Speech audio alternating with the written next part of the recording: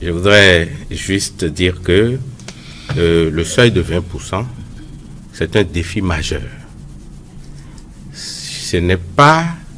Ça ne sera pas obtenu de tout repos. Cela suppose qu'il y a un challenge sur la question.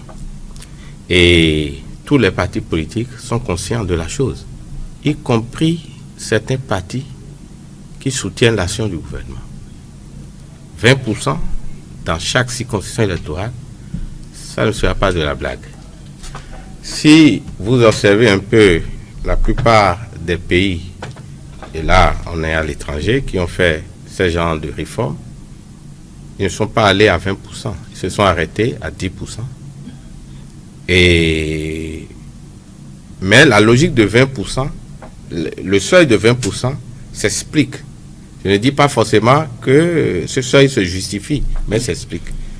Si vous observez depuis le départ la logique du chef de l'État, qui est une logique partagée entre autres, eu égard aux études préalables qui ont été faites sur la question. Moi-même, j'ai conduit une étude d'évaluation du processus électoral pour le compte de la DANIDA à l'époque, en 2007.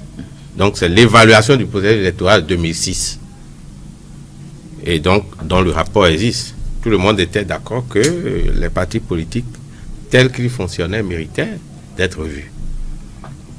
Et donc, aujourd'hui, c'est d'avoir de grands ensembles.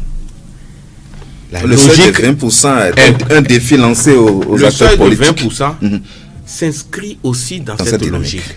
C'est-à-dire faire en sorte qu'à la fin du processus, on ait vraiment des partis vraiment solides qui, pour coller à la logique du départ, doivent être des partis vraiment nationaux, c'est-à-dire qui ont des empreintes un peu partout. Et donc ça, c'est la logique.